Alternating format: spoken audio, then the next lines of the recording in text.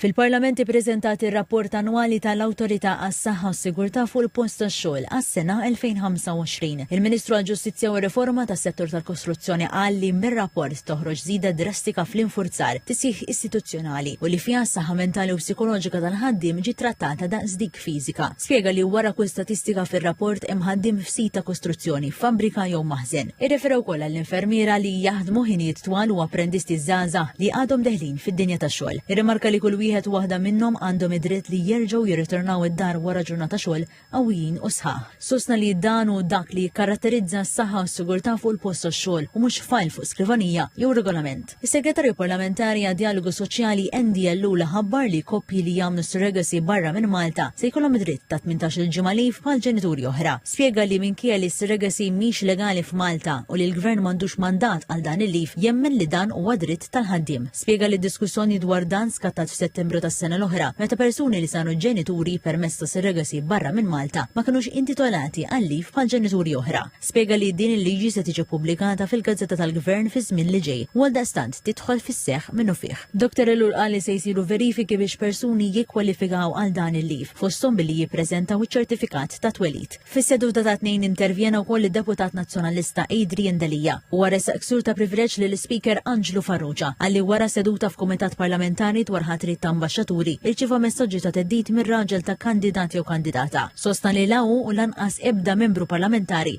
mhux se jintimaderuhu għad-teddid.